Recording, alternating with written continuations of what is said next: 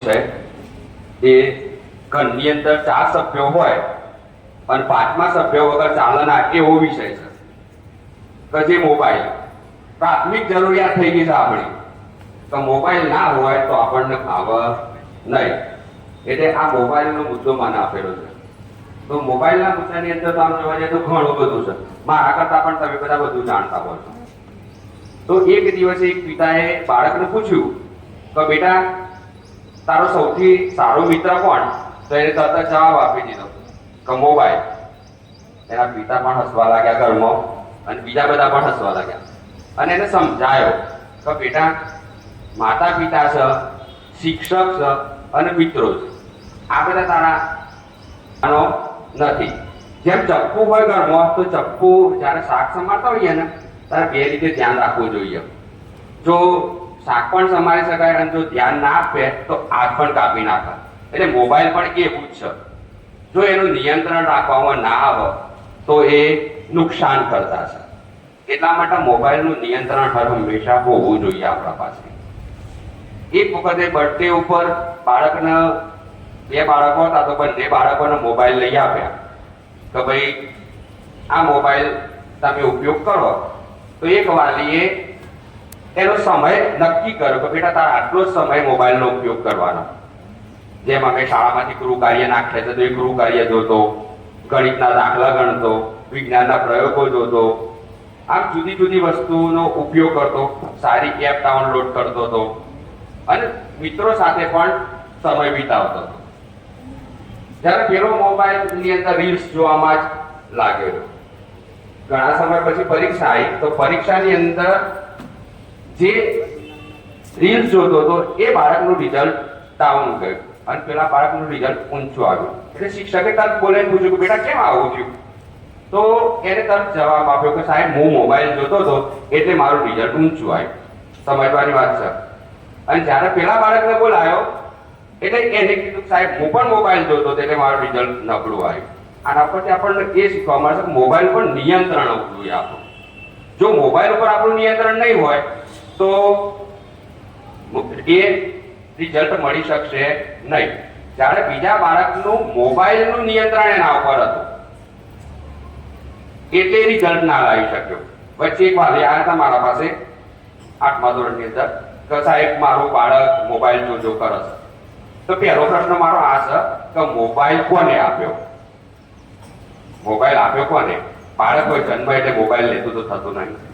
તો મોબાઈલ આપણે આપ્યો. પાસવર્ડ આપ્યો કોને? આપણે છે. તો ન આપો એવી વાત નહીં, પણ એની સમય મર્યાદા નક્કી હોવી જોઈએ. મોબાઈલના કેટલાય ઉપયોગો છે. અત્યારે તો ખિસ્સામાં પૈસા નહીં રાખતા આપણે, કારણ કે ખિસ્સામાં પૈસાનો વજન લાગે નાખતા મોબાઈલમાં છટ કપાઈ જાય.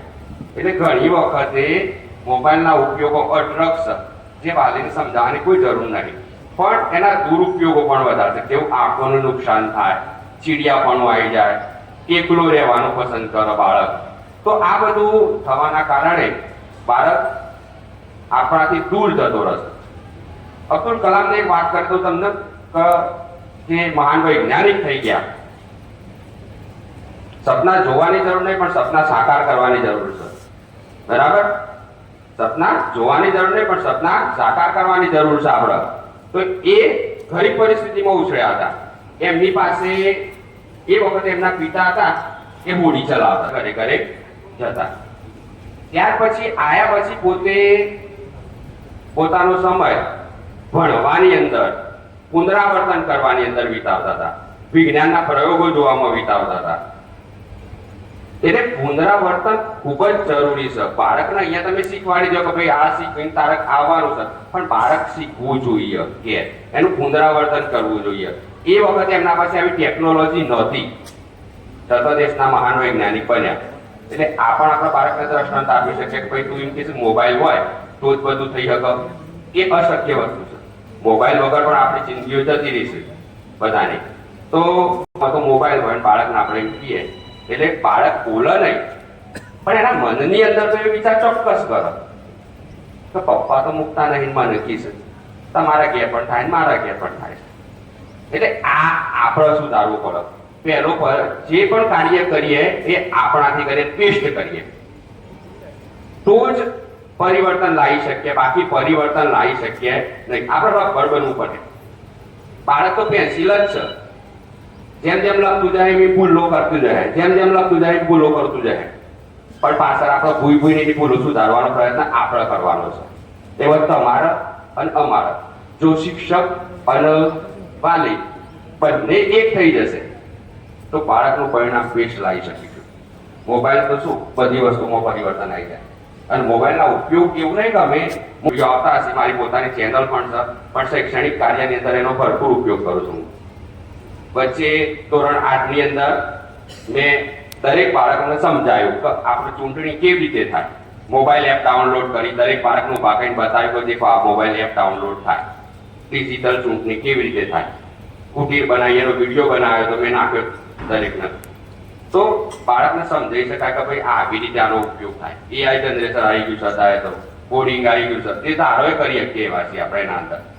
તો આ પણ બધું જરૂરી છે, પણ એને સમય મર્યાદાની અંદર જ્યારે એને જરૂર પડે ત્યારે આપણે એને કહીએ કે ભાઈ તું ઉપયોગ કર. બાકી પછી જતા હોય સીધો જ લઈ લીધો, થેલો નાખ્યો તો વાત પૂરી થઈ ગઈ. સાહેબે એમણે પણ શબ્દ કીધો કે ભાઈ થેલાની અંદર બધું ફરીને આવી જાય છે બાળક. પણ બાળકને એ પણ ટેવ આપવાની જરૂર છે, સ્વકાર્ય કરવાની, કે પોતાનું દફતર જાતે ભરો, બૂટ મોજા એની જગ્યાએ મૂકો. આ સ્વકાર્ય કરવાની ટેવ આપણે પાડવી પડશે. આપણે જેવું કરીશું ને એવું આચરણમાં એ કરે છે. એટલે આપણા અંદર ઘણા બધા સુધારા કરવાની જરૂર છે. જો આપણે પરિવર્તન લાવીશું તો બાળક 100% પરિવર્તન લાવશે. એટલે એક આ મોબાઈલની વાત હતી, વચ્ચે અમે 108 અહીંયા બોલાવી હતી, લગભગ અઠવાડિયું થયું. તો બાળકને ફોન કરીને અમે સમજાવ્યું કે જો આ 108 છે, અહીંયા રૂબરૂ લાઈન સમજાવ્યું લાઈવ. એના લાભ શું થાય, ગેરલાભ શું થાય, અને તમે પણ સંકટમાં હોય તો ક્યારેક ફોન કેવી રીતે કરી શકો બાળકના, તો એના માટે પણ મોબાઈલ તો જરૂરી છે. તો આ પણ અમે સમજાવીએ છીએ. તમારો ને અમારા કોન્ટેક્ટ માટે તો ખાસ, જો મોબાઈલ ના હોય તો કોન્ટેક્ટ આટલો થાય નહીં. પણ વાલીએ જાગૃત થવાની જરૂર તો 15 દિવસે થાય, અને જો અમારી મુલાકાતે કરતા હોય તો અમને મજા આવે કે ભાઈ વાલી આવું છે, મળે છે, બરાબર. એમાં 2-4 શિક્ષકો ઠીક છે, પણ દરેક શિક્ષકને તમારે મળવું જોઈએ, તમારા પ્રશ્નનું સોલ્યુશન કરવું જોઈએ. ના અમે અપેક્ષા રાખીએ કે તમે કહો ને અમે સોલ્યુશન કરીએ. જો સંસ્થા આગળ લાવવી હોય તો બંને હાથે તાળી પાડીએ તો જ ફળ. આ એક મારો અગત્યતાનો મુદ્દો હતો. ત્યાર પછી બીજી વાત કરીએ આપણે જે જંક ફૂડ વિશેની. જંક ફૂડ નહીં, પણ જંક વિચારો છોડવા પડશે. આપણે જંક વિચારો છોડવા પડશે.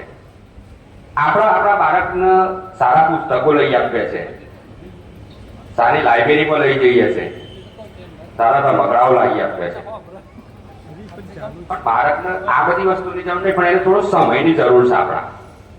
બાળક આપણા પાસે સમયની અપેક્ષાઓ રાખે છે, તો આપણે એને સમય પણ આપવો પડશે. મોંઘી વસ્તુ આપો એ એક મહત્વનું નહીં. અમારી 5 મિનિટ કે 10 મિનિટ આપણે કેટલા વાલી આપણે એમના પાસે બેસીને રાત્રે પૂછું બેટા આજે શું ચાલે, પ્રશ્નોત્તરીની ખૂબ જરૂર છે. કયા વિષય તારો નબળો છે, કયા વિષયમાં કચાશ પડે છે, એ સુધારો આપણે કેવી રીતે લાવીએ, આ ખૂબ જરૂરી છે. જે નાની નાની વસ્તુ મૂળમાંથી ખેંચીએ ને, એ ચીનમાં જ્યાં બંબુનું વૃક્ષ હોય એને વાયુ હોય અને પછી પાણી રેડો, ખાતર રેડો, 5 વર્ષ સુધી ઉગે ના. અને 5 વર્ષ ને 6 મહિના થાય ને એટલે બંબુનું સ્ટક લઈને 90 ફૂટ જેટલું ઊંચું થઈ જાય. ત્યાં સુધી ત્યાં ફરતા આવતા જતા કોઈને એમ લાગે ના કે ભાઈ આ વાયુ છે. ઘણી વખતે 1 થી 5 ધોરણની અંદર બાળક કદાચ થોડું કદાચ રહી ગયું તો ચિંતા કરવાની કોઈ જરૂર નહીં, કારણ કે આપણું બાળક એ વખતે મૂળિયા મજબૂત કરે છે, 6-7-8 ની અંદર તૈયાર થઈ જવાનું છે. એટલે આ પણ આપણી જરૂરી છે. આપણો સમય પણ બાળકને આપવો જોઈએ. પહેલો તો નિયમ તમે એક લઈ લેજો કે મોબાઈલ જમતા વખતે મૂકી દેવો, અને દરેક બાળકે સાથે વાતો કરતા કરતા જમવું. ફક્ત 5 મિનિટ માટે. રાત્રે સૂતા મોબાઈલ મૂકી દેવાનો અડધો કલાક કે કલાક પહેલા, કારણ કે આપણા વિચારો એવા જ આવે છે, ખબર એટલે એ પણ જરૂરી છે. તો આ બધું આપણાથી પરિવર્તન લાવીશું. હવે જંક ફૂડ વિશેની વાત કરું તો જંક ફૂડની અંદર પણ આપણે પુસ્તકો સારા લાવી આપ્યા છે, સારી લાઇબ્રેરીનો ઉપયોગ કરીએ છીએ, તો બાળકને સારો ખોરાક કેમ ના આપી શકીએ? પીઝા છે, બર્ગર છે, ચોકલેટ છે, આ બધું આપણે જોઈએ છે. લોભમણી જાહેરાતો સારી સારી દેખાતી હોય છે જાહેરાતો, પણ જેટલું પીરું હોય બધું હોનું હોય એવું જરૂરી નથી. પણ આ જાહેરાતો જોઈને બાળકો આકર્ષાય છે. એક ને એક તેલમાં વારંવાર તળેલો ફોર્મોલિન તેલની અંદર વારંવાર તળેલા ખોરાક ખાવાથી બાળકને શરીરમાં નુકસાન થતું હોય છે. એના અંદરથી મીઠું, ખાંડ આ બધું મળતું હોય છે, થોડીક વાર માટે ક્ષણિક માટે એને આનંદ મળતો હોય છે, પણ એના અંદરથી પોષક તત્વો મળતા નહીં. તો આ પોષક તત્વો મળે એવો ખોરાક આપવો જોઈએ આપણે. તો આપણે સાથે બેસીને એક ફળ ખાવાની ટેવ ના પાડીએ કે ચાલો ભાઈ એક ફળ છે, એક ફળ આપણે તું બે ખાન મુએ તો એ તો છોકરું એક દાળ નહીં ખાય, બે દાળ નહીં ખાય, પણ ધીમે ધીમે ટેવ પડી જશે. પડી ખાવાની ટેવ કોને પાડી? આપણે કહીએ કોઈ પડીકું લાવે, પણ પડીકાની ટેવ પાડવા વાળું કોણ છે? આપણે જ છીએ ને. તો એ પણ સુધારો લાવવાની જરૂર છે. કારણ કે પડીકું જો ન લઈ આપે, એનો બર્થડે હોય એટલે પીઝા મંગાવી દીધા, પાછું મમ્મીનો બર્થડે હોય એટલે તો મંગાવ પણ કરી જાય, બરાબર? એટલે એ પણ કરવું પડે. એટલે આપણે ટેવ પાડીએ છીએ, એટલે એ ટેવ આપણે સુધારવાની છે. અહીંયા આગળ અમે સરસ મજાનું અહીંયા આગળ આયોજન કરીએ છીએ પ્રાર્થનાની અંદર. પછી બપોરે જમવા માટે મેં પરમ દિવસે ફોટો પાડ્યો, જોજો તમે. કીધું ને અમને સાહેબો, એમાં હું મહેન્દ્રભાઈ સાહેબ, આકાશભાઈ સાહેબ, આ બધા તો ચોક્કસ ઉભા જ લાવીએ કે બાળક શું લાવ્યું છે નાસ્તામાં. દરેકનું લગભગ અહીંયા જોતા આવીએ છીએ અને ચેક પણ કરતા હોઈએ છીએ. સરસ મજાનું બધા લાવો છે ઘણા લોકો, ઇડલી, ઢોકળા, ઉપમા, પૌવા, પૌષ્ટિક આહાર લાવો છે ઘણા. અને પેલો વજન વગરનો લાવો તો એમ ગણ્યું કે કોઈ મમડા ઉડી જાય, બરાબર? એટલે સારો ખોરાક પણ ખૂબ જરૂરી છે. તે વખતે દાળ ભાત, શાક, રોટલી, ખીચડી આ બધું ખાવામાં આવતું હતું અને અત્યારે પરિવર્તન થઈ ગયું. અન્ન એવો ઉઠકાર. એટલે શરીર સ્વસ્થ હશે તો મન સ્વસ્થ રહેવાનું છે, 100%ની વસ્તુ છે. પણ આપણું જો શરીર સ્વસ્થ નહીં રાખે તો મન સ્વસ્થ ક્યારેય પણ નહીં રહે. એટલે ખાસ આ જરૂર છે. ખોરાક માત્ર પેટ ભરવા માટે ખાવાનો નથી, ખોરાક માત્ર પેટ ભરવા માટે ખાવાનો નથી, પરંતુ શરીરની અંદર શક્તિ મેળવવા માટે ખાવાનો છે, મનમાં તાજગી મેળવવા માટે ખાવાનો છે અને જીવનની અંદર તંદુરસ્તી રાખવા માટે ખોરાક ખાવાનો છે. આપણે આધુનિક બનો, આધુનિક બનવાની ના નથી, પણ આપણા સંસ્કાર અને પૌષ્ટિક આહાર ક્યારે પણ ના છોડવો જોઈએ. આધુનિક બનવાથી કોઈ એમ તકલીફ નથી, પણ સંસ્કાર અને પૌષ્ટિક આહાર જો સાચવી રાખીએ તો આપણને તકલીફ પડે નહીં. તો આ પણ આપણે જરૂરી છે. દાખલા તરીકે ઉગાડેલા મગ, ચણા, કઠોળ આ બધું લો, એના અંદરથી પ્રોટીન મળે. દૂધ લો તો સંપૂર્ણ આહાર છે. અને જ્યારે ફળો, કાકડી અને ફળો આ બધું લઈએ તો એની અંદરથી ફાઈબર જેવી વસ્તુ પણ આપણને મળતી હોય છે. આ રીતે આપણો ફળતો ખોરાક બાળકને લેવડાવવો જોઈએ તો જેથી આપણના ઉપયોગમાં આવે. આમ જોઈએ તો આપણે પણ ખોરાકની અંદર સુધારો પડશે અને બાળકોને, કારણ કે સ્વાસ્થ્ય ગુમાયેલું પાછું ક્યારેય નહીં આવે. તો આ પરિવર્તન લાવવું ખૂબ જરૂરી છે. એ તો ગોઠવી દેશે, આપણે ચિંતા નહીં, કારણ કે બધા ટ્રેનરો જ હોય ગાડી અને વાલી મિટિંગની અંદર આપણે એટલા વડે ભેગા થયા છે, એક વધી જાય. હવે છેલ્લે એક વાત કરી દઉં તો પરીક્ષાલક્ષી. તો પરીક્ષાલક્ષીની વાતનો મુદ્દો પણ ત્રીજો મુદ્દો આપે તો એટલે 2 પોઈન્ટ વેરિફિકેશન રહેશે, બધા ચિંતા નહીં. ત્યાર પછી હું મારો જે કાર્ય છે પૂર્ણ કરીશ. પણ પરીક્ષાની અંદર જો એક તો અમે અહીંયા આગળ આપણી જે પરીક્ષાઓ લેવાય છે, પ્રથમ પૂરક પરીક્ષા લેવાશે, એ 40 ગુણની છે બાળકની. એના એડવાન્સ અમે ટેસ્ટો અત્યારે લેવાનું શરૂ કરી દીધું છે તો જેથી બાળક પૂરેપૂરી મહેનત કરે. ઘણી વખતે નથી કરતો તો એની લેસન ડાયરીમાં લખે છે કે ભાઈ 10માંની 2 માર્ક આવ્યા, 0 આવ્યો, તો ભાજીની જવાબદારી છે જોવાની. આપણું છોકરું 50 વાળું હોય, જો કે આપણને પોતાનું બાળક ને મારું બાળક મને ખબર છે કે મારું બાળક કેટલામાં છે, બરાબર? એટલે એ પણ સુધારો લાવવા માટે આપણે બંને ભેગા થઈશું તો સુધારો 100% આપણો મળી જશે. એટલે આ 40 માર્કનો આદર એવો રાખવો જોઈએ, આ ગુણ પ્રાપ્ત થાય એના માટે લઈએ છે. ધોરણ 5 ની અંદર સીઈટી કેટની પરીક્ષા લેવામાં આવે છે. જે પરીક્ષાની અંદર પાસ થાય તો 6 થી 12 ની અંદર જ્ઞાન શક્તિ છે, મોડલ સ્કૂલો છે, આવી સ્કૂલોની અંદર એ ફ્રી ઓફ ભણી શકે અને સરકાર સંપૂર્ણ ખર્ચો એનો ઉઠાવતી હોય છે. એટલા માટે આ સીઈટી કેટની પરીક્ષા આપણે લઈએ છીએ. અથવા તો શ્રેષ્ઠ ખાનગી શાળાઓની અંદર પણ બાળકને અભ્યાસ મળી શકે. આ રાજ્ય પરીક્ષા બોર્ડ દ્વારા આ પરીક્ષા લેવામાં આવે છે. ત્યાર પછી જવાહર નવોદય પરીક્ષા જે લેવામાં આવે છે એ સીપીએસસી લગતો એના અંદર કોર્સ હોય છે. તો આપણું બાળક બહાર પડે તો કેન્દ્રની અંદર આ પરીક્ષાની અંદર ધોરણ 5 ની અંદર આ પરીક્ષા લેવામાં આવતી હોય છે. ત્યાર પછી 6ઠ્ઠા ની અંદર એનો પ્રવેશ મળતો હોય છે.